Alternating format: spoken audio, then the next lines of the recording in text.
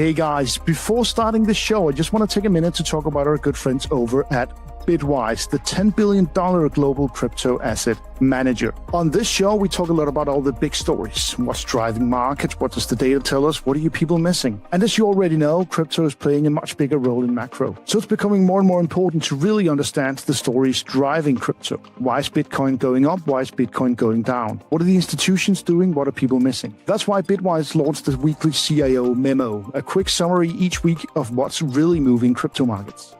It's written by the CEO, Matt Hogan. Matt's one of the best in business at bridging the worlds of traditional finance and crypto. It's really a great read. It's clear, it's bold, and it's very thoughtful. I highly recommend it to anyone who wants the latest insights and hottest takes in the crypto world. So head on over to bitwiseinvestments.com/CIO memo. That's bitwiseinvestments.com/CIO memo and check it out for yourselves. Always, of course, carefully consider the extreme risks associated with crypto. So here we are, Token 2049. It really is one of the most energetic, incredible events.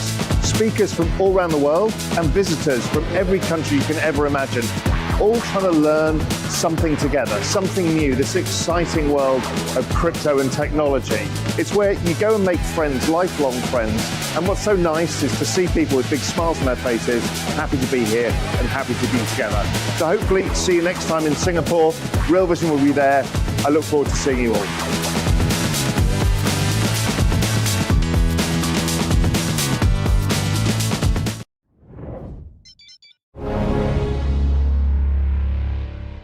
Hello out there. Welcome to another edition of Macro Monday. My name is Mikkel Rosenvold. I'm your usual host. And as usual, I'm joined by my partner in crime, Andreas. Welcome to the show, Andreas. Thank you, Mikkel. Partner in crime. That sounds like we've been heading up the Bureau of Labor Statistics or something like that. Oh, what a story. We'll get back to that, Andreas. Lots of stuff happening. I can't remember such an eventful summer in global macro for years, but this is, things are really happening. I guess 24 was quite, at least in US politics, was quite eventful as well, but we have so much stuff to talk about. Nuclear submarines, labor statistics, seasons, stock market seasonality, lots of good stuff here. Lots of interesting takes, Andreas, for this week. So we'll get to that in just a second. We're nearing the end of the summer here in Copenhagen, Andreas. How are you feeling about that? I'm pretty much done with the summer. I'm ready to go back to like mid-teens, like 50 degrees Fahrenheit. How are you feeling, Andreas? 15 degrees Fahrenheit. Are you sure about that? 50. Oh, okay, 50. Yeah, we live up north, and after having spent a couple of weeks down south in Europe, I also prefer the slow but sure descent towards autumn temperatures here. So we're still stuck with, slightly above normal temperatures here, and we don't have any AC whatsoever. So if you see the sweat here, you know why. I mean, we're simply not equipped to deal with summer temperatures in our neck of the woods. And yeah, hopefully they're soon gone. Yeah. One thing is good, Andreas. It was worse in our old sauna studio that we used for regular listeners. They'll know what we're talking about. Anyway, Andreas, great show we have today. Remember, listeners, this is our weekly sneak peek into the analysis that we publish at Real Vision. You'll have to sign up to the Real Vision Pro tier for full access. Andreas, you published a mammoth of an article today, a report, I would rather say, of looking deep into all the data that we have around the U.S. economy, whether it can be trusted. We'll take a little sneak peek at that, give you some brief conclusions there later today. But lots of great stuff. We're going to dive much more into both oil and the situation over US and Russia in our other drill article later this week, but some sneak peeks here and there. Remember, we try to be extremely actionable and concrete in this podcast, but as always, our trade recommendations and analysis might be... Sometimes may be good, sometimes may be shit. Exactly, that's the way it is. Andreas, we have quite a situation developing. Things are heating up, speaking of temperature, between Trump and Putin. And that has led many people, many of the usual fearmongers, to talk about World War III. Now, I put this as the laugh of the week because for me, this is serious stuff. But for me, all the talk about World War III is a little bit of a laughing stock. We had obviously some heated arguments between former President Medvedev and Donald Trump. We've had that before. Donald Trump then moved some quote unquote nuclear subs to strategic positions around Russia. I would assume they are always there around Russia somehow, but he mentioned that he did, and that caused a lot of people to fear World War III. So I know you have a go-to sort of way of thinking about preparing for nuclear war, Andreas. Something like, if you prepare for nuclear war, if you're right, then it doesn't matter. If you're wrong, then it's, I mean, if the nuclear war happens, it doesn't really matter if you're positioned for it. That's the cusp of it. In any case, Andreas, here, I think this is way overstated. What do you make of this? So at least my take is that if you prepare for a World War III scenario and still buy stuff that is listed on an exchange, I don't really know why you would do that, because I mean, who's left to secure the credibility and validity of those securities in case of a complete meltdown between two nuclear powers, right? I personally don't fear this at all. Could be my famous last words as an investor, right? But I'll allow you to put some words on Medvedev after this, Mikkel. But to me, he seems like more of an internet phenomenon than a serious politician at this stage. And this nuclear war, World War III risk, kind of arrived right on the back of a weak non-farm payrolls report, the layoff of the Commissioner of Labor Statistics. So it was kind of a triple whammy on Friday. And then, as per usual, I use the crypto markets as my guiding star over the course of the weekend, since we obviously have open trading there. And during Sunday, we slowly but surely returned to a much more positive vibe. And here we are today with a super strong open in the US market and a recovery of risk assets in many ways. It could obviously get a little choppy if we get this tit-for-tat communication between Russia and the US, because we don't need to give you a history lesson around how markets respond to nuclear powers talking tough. But I would put a very low probability on this. Also lower than what seems to be the conclusion after Friday. But Mikkel, fill us in a little bit on Medvedev. He's obviously, he was almost like the acting president for a period, if you know what I mean, Russia, but in the in-between period between the Putins. So what's going on with him? Is he even relevant? Yeah, he was very relevant, because even though his presidency was sort of he was a placeholder, Putin awaited, he could only be elected for 2 terms, then had to be off 1 term and then could get back. He was ridiculed for that, but that's still quite a powerful position to be in a country such as Russia. Now, on the other hand, I mean, almost right after he stepped down as president, he was prime minister for a period. He got ousted there as Putin solidified his grip on the power, and many of Medvedev's closest allies and his ministers and his associates, they've been jailed.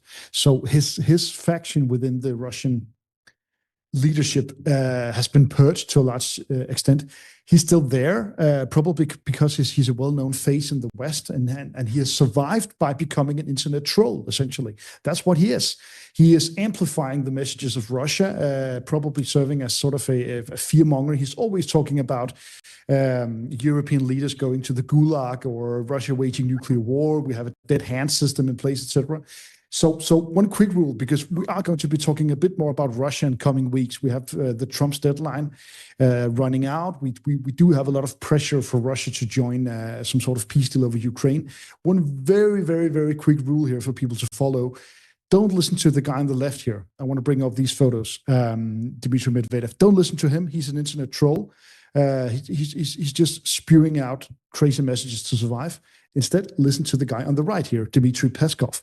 He's the spokesman of the Kremlin, of Putin, and he's the guy to listen to. He did a presser today, Andreas, calming the words, still solidifying Russia's position, and he has been doing so over the past few weeks. He essentially just noted that Trump had put out a new deadline. Said, "Okay, we've heard that, but have no further comments to that."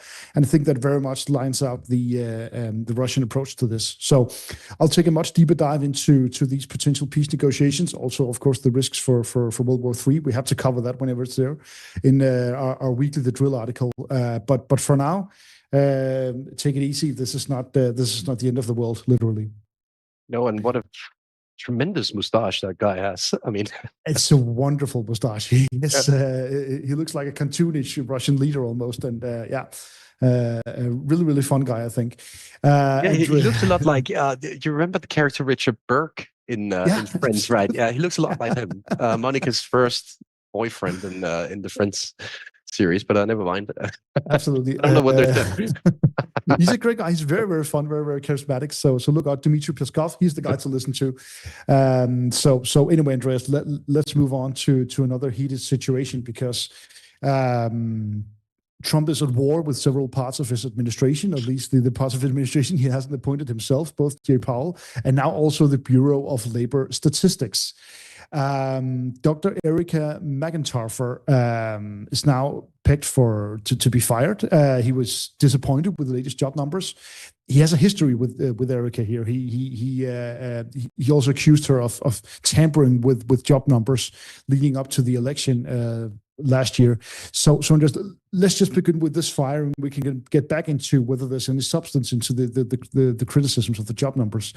What does this look like for an investor? You would typically see this kind of action in Latin America, or that's at least the first impression. We obviously also got a sell-off in the US dollar in response to this, and I think that's fair. Having said that, what's going to be tricky here is how to judge numbers coming out of the Bureau of Labor Statistics going forward now. And I think markets will look towards alternative sources of information, such as, for inflation, it could be Trueflation or State Street or some of the nowcasting that we do. I'm not saying that we have the same size as Trueflation, but we're also trying to run our own independent set of observations just to have a second opinion on the official stuff. And for those of you familiar with Chinese Facebook, it's an independent research provider. I'm not paid to say this. Making a living out of trying to come up with alternative data resources for every single official data print in China. And I mean, we could certainly get there in the US. We're on a path towards such a setup where you simply need a second opinion on everything. Take the simple example, Mikkel, in a month from now, we have an acting head of the Bureau of Labor Statistics right now. If the number is super hot, would you trust that? And I mean, at least you would, that's it. Some sort of confirmation whether that trend is correct or not. I have a load of ideas on how to do that. To be frank here, I actually think Trump is on to something when it comes to numbers being understated. I just don't subscribe to it being a con job. And I think it would have been better if they took that discussion internally. That would have been my suggestion as an economist. But looking at Erica McIntyre, she looks like a Karen. I have to admit to that. So in that sense, I get why Trump is angry. But joking aside. It also seems like you pointed to this in your article that they have cut down, that they've been hit by the federal hiring freeze and perhaps even had to reduce their staff, that they have fewer data collectors in the field across the states. That's at least a political Achilles heel for Trump, because they can say, okay, well, if the numbers are bad, that's because you made us fire everybody. But Mikkel, for those of you unfamiliar with your background, right? You work close to the Treasury Secretary here in Scandinavia before joining my shop, and worked as part of the diplomacy and the bureaucracy for a long while. And the first thing that I kind of conclude when I read the press release from a couple of months ago, where they basically tell us, okay, we're not able to collect data here, there, and in these 3-4 regions, whatever it was, because of a lack of resources. I kind of read that as a message to the administration: do not push further on this cost-cutting agenda, because we're not able to fulfill all of our mandates, given that. But it is crystal clear when you look at the data right now, they're not collecting the same amount of data points as they were 2 quarters ago, and that's obviously bad. If you're, it basically means that you need to impute a lot of subcategories in inflation and probably also in the non-farm payrolls, which is an issue for the data quality, right? And you don't know whether you're comparing apples to bananas, basically, when you change the model like that. So, how do you read this situation? Is this a typical bureaucratic answer to a cost-cutting campaign, or what's going on? This is essentially, that part of it is essentially the bureaucratic system fighting back, because the bureaucratic system, they don't like having their budgets cut. They don't. I mean, for a career bureaucrat, it's a measure of success how big your agency is and how many people you have under your management. So for them, this is bad. This is not what you want. And it's very, very common to fight back and say, okay, we've had these budget cuts, we've implemented it, but now you can't expect us to perform as well as we have been performing. That's probably a little unfair, but it's. I mean, the timing is bad for Trump that he has forced this bureau to hold back on hiring, and at the same time criticizes the quality of their statistics. That's just, there's a logical breach there. That's hard to communicate to people, even though it's probably fair that they had to cut down some of their expenses and their spending. So I agree, Andreas. Mikkel, the second part of the message he delivered on Friday was obviously that Jerome Too Late Powell should also be put out to pasture, as far as I remember, right? Great wording, by the way. So a lot of stuff happened on Friday within the Federal Reserve as well. So a member appointed to the committee by Joe Biden roughly a year ago, I'm tempted to say Ariana Grande, but that's not her name. Ariana Krugler. That was wouldn't have made a big difference anyway. But she resigned, and I kind of get why people, looking for the exit door in that committee right now, because it's a terrible working environment, right? But having said that, it leaves Trump an opportunity to put in another lame duck in the committee ahead of the September meeting, meaning that we will likely have a third member voting against the on hold stance if they come to that conclusion. And now that we've seen this revision to job data on Friday, I think there's a pretty decent case for those dissenting in favor of a rate cut to really push forward that agenda internally. The question is then whether we will see people resigning ahead of that meeting. Will we see Powell throwing in the towel? I don't think that's ruled out. No. That is without a doubt the strategy of the White House now. They want Powell to leave himself, so they don't have to lay him off. And that would be a better look in many ways. And I also think it would save the credibility of the institution to some extent if he leaves himself. So I would be really on the watch for such news over the next couple of months here, because I would assume that other members of the committee feel the same way as Ariana Krugler. Yes, why not just leave and,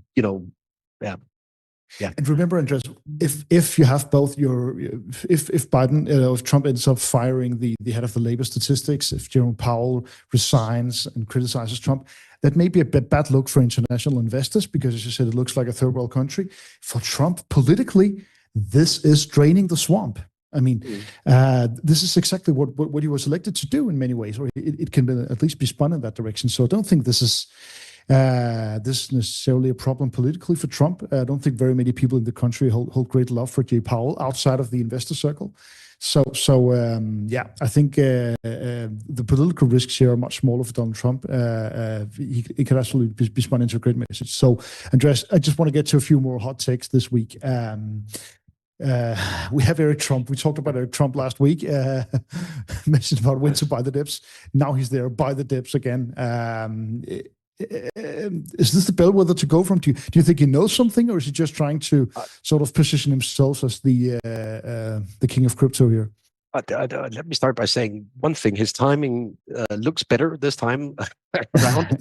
So when he initially said buy the dips, we had like 2 or 3 months of consecutive declines in Ethereum, and we're actually rebounding pretty solidly today, as far as I can see from the screens. Just to left more or less buy that original dip, so I can feel that from February. So I feel that absolutely. Maybe need to give it another shot here. But as I've said, over and over the past month or so, the Genius Act is an act of genius. It will create the legislative foundation for stable coins. Ethereum will be a main part of that. So I think there is a merit to his view. And, obviously Eric Trump is heavily invested in this theme himself. Yes. So I personally prefer to listen to people actually investing in what they're trying to convey as a message, and he's certainly invested in this. So why not listen to Eric here? At least it goes hand in hand with our thinking right now. So for now, I listen to Eric. At least that. Yeah, and once again, I know no one on this platform believes so, but for many investors, there's still that fringe case that somehow the value evaporates from Bitcoin and Ethereum.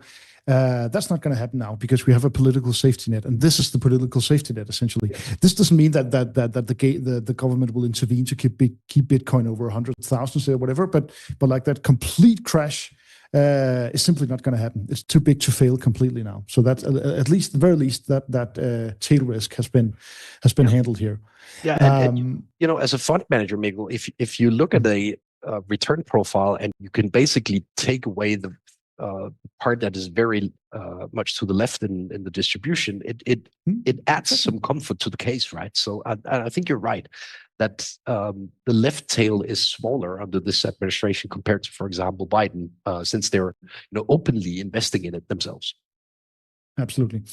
Just a quick word on tariffs, Andreas, before we begin to sort of reassess or have a look at the outlook for August here. We know much more about tariffs now. Obviously, the European Union has come under heavy fire for the tariffs deal. I still believe it's looking quite okay. The 15% we ended up with. Anything to note here, Andreas, to take along as an investor? Well, at least for the countries in question, the European Union got the best deal, right? Also compared to China, compared to what appears to be the deal for Switzerland, Mexico, Canada, etc. They accepted a humiliation to get to 15%.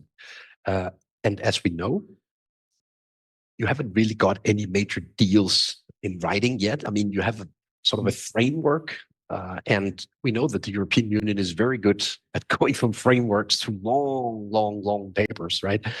So I think the European Union is in a decent spot right now, and they'll obviously throw their bureaucracy at this Trump administration, negotiating with I don't know how many counterparts at the same time. So they can obviously not give the attention to detail that they want to in every single negotiation on earth.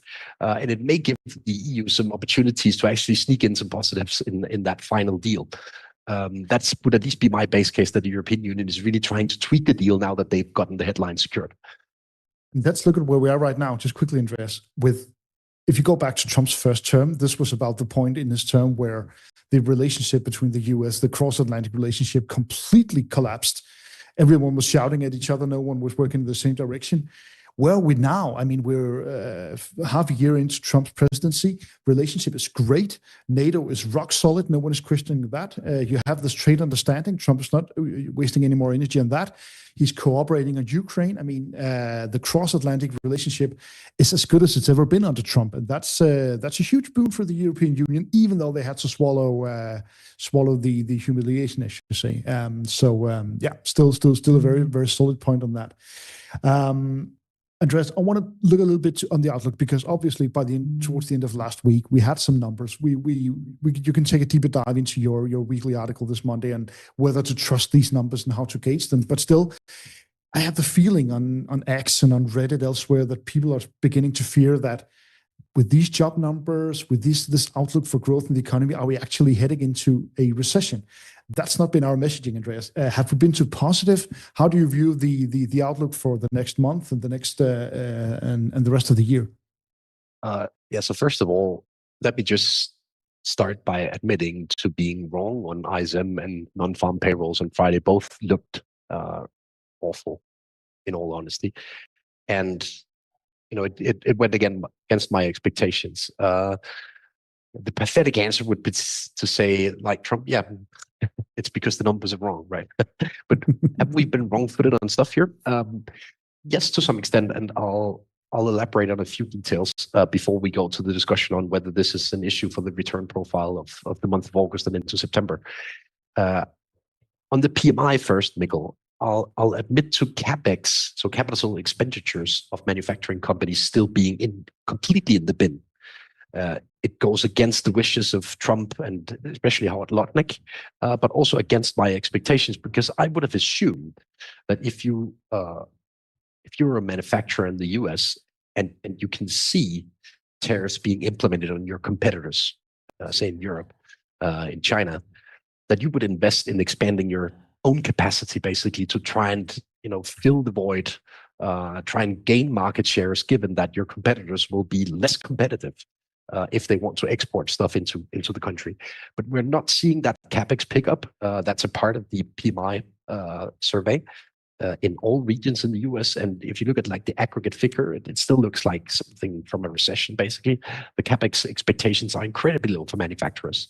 It's a different question if you look at Microsoft and Amazon and those hyperscalers in the cloud space, because they've, I actually think we reached above 1% of GDP in just data center spending from these big ones last week, at least in the communication in the annual reports or the quarterly reports, sorry.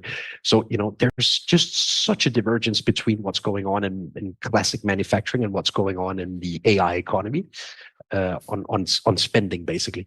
And I have to revisit my thesis if we do not see a pickup in capex expectations for the manufacturing sector soon, because that would wrong foot my view on the PMI, and that would wrong foot my view on metals and the whole construction cycle and all that in the US. I would have assumed that we got a rebound because the local manufacturers were incentivized to try and invest now, but we're simply not seeing it in the PMIs yet, and that's basically what's wrong footing me.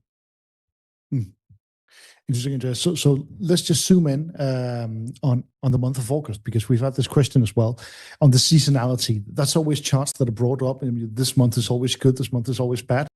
I just want to bring up this chart that you pulled from Bloomberg on the performance of Nasdaq in August, I think it is. So obviously very mixed picture. You get that for almost every month. What do you expect out of this August? Just zoom in on the next 4 weeks here. So yeah, we've had some volatility in August, and last year it was actually also in July, right? Each summer 3 years in a row.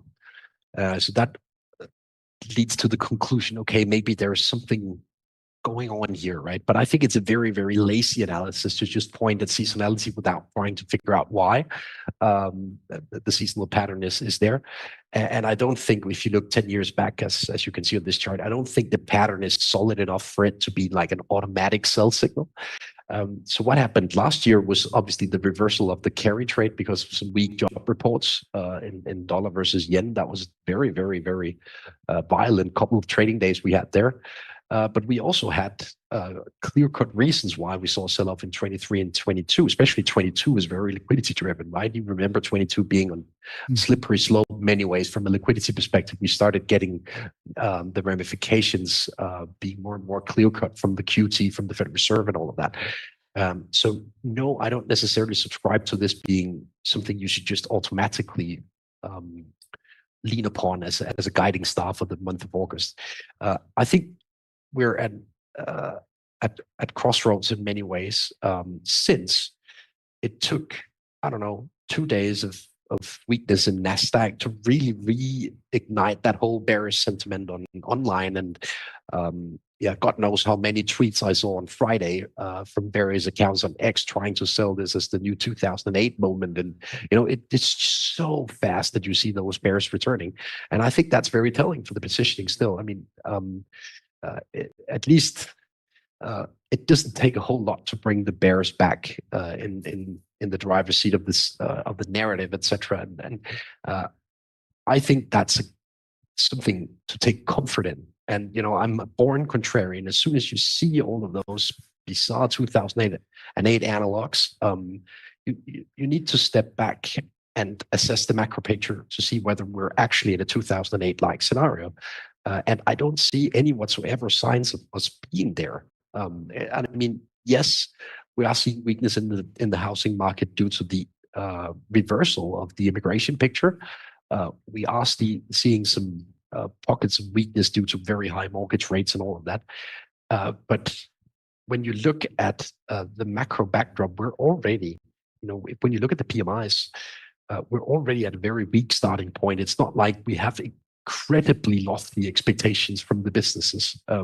Maybe it's setting the AI sector aside, which is obviously a sector of its own. given that this is, maybe the opportunity of a lifetime for those companies, right? So what I'm trying to say here is that we don't have that incredible euphoria that is needed to bring everything down. I don't see that, especially since the market is so willing to shift back in a bearish sentiment. That's not the stuff you see at the peak. And let me just show one chart, a sneak peek into the weekly editorial, which includes loads and loads and loads of charts trying to cut through the noise of the US labor market and the statistics we got last week. When you look at the surprise index from the US in light blue here, we're obviously talking about whether economic key figures surprise to the upside or the downside of expectations embedded in markets. And the leading index that we've constructed using market variables such as the dollar, interest rates, credit spreads, etc., bottomed during May. So basically 1 month after the Liberation Day, we started seeing this weak dollar. We started seeing lower bond yields as a consequence of Liberation Day. We started seeing oil prices coming down, input prices coming down in a lot of commodities. That rebound started much earlier than it did in 2024. And that's what I've tried to sort of show with the arrows here. In 2024, that rebound started right in the run-up to that September meeting where they delivered this, in my opinion, politically fueled jumbo cut of 50 basis points, which basically accelerated everything into the election date. This was not an Elon. Sorry. And this year, this whole recovery of financial conditions started in May, while it started maybe August, towards the end of August last year. So financial conditions eased earlier this year, allowing August to be a better month than it was last year, because financial conditions, they work ahead of market conditions. And therefore, I think there is a vast difference between this year and last. So Andreas, positive signs on liquidity, weaker US dollar, still leading you to hold positive sentiment for tech, crypto, metals? Yeah, and I mean, I think this is a good dip to buy into. We're not off to the best of starts in a couple of mining company bets, but I think there are opportunities here, especially if this backdrop, it's an okay backdrop. It's not like we're firing on all cylinders, but try and add a Federal Reserve that is willing to play ball to this mix, right? We're slowly but surely getting there, and no matter how much time I spend on analyzing Donald Trump, he typically gets his will by the end of the day. I mean, his results are speaking volumes now, right? Solid headline deals versus many of the trade partners. We can discuss whether he will be good at negotiating details. He's not a guy of details, right? But he's very good on the headline level. And this is very much a headline discussion for him. Bring interest rates down. And I think he will get there. And if we get a rate similar to last year, just imagine what, you only need to remember, but you can look at the curve as well, what happened last year in September. Great stuff, Andreas. Any final points before we round off here? No, I strongly urge you to read the deep dive into the US labor market that I've spent all weekend researching. And I've been, researching every single corner of the Bureau of Labor Statistics. That's how I like to spend my weekends. It feels like kind of a pity, but yeah. And I'd like to stress that again, given that the Bureau of Labor Statistics is now no longer an institution. If it was a couple of years ago, is debatable. No longer an institution that is not under the guidance of politicians, if you know what I mean. And I mean, it is a politicized institution by now. So you simply need to do your own research and also look to independent research providers, such as us here at Real Vision, for second opinions. I cannot stress that enough. And that's my way of selling subscriptions here. That's great. No harm in that. So just a final note for those of you subscribed to our old service, Steno Research, please note that we are beginning to shut down that service because we have merged and joined Real Vision. So check into stenoresearch.com for instructions or contact us on that. Otherwise, please be sure to check out Andreas' State of the Union. It's this Wednesday, right, Andreas? Yes, absolutely. Be sure to check that out. You need a Real Vision Pro Tier for that, but you probably already know that by now. Thanks to you, Andreas, for joining. Thanks to all of you for sticking with us. We'll be back next week. So here we are, Token 2049. It really is one of the most energetic, incredible events. Speakers from all around the world and visitors from every country you can ever imagine, all trying to learn something together, something new, this exciting world of crypto and technology. It's where you go and make friends, lifelong friends. And what's so nice is to see people with big smiles on their faces, happy to be here and happy to be together. So hopefully see you next time in Singapore. Real Vision will be there. I look forward to seeing you all.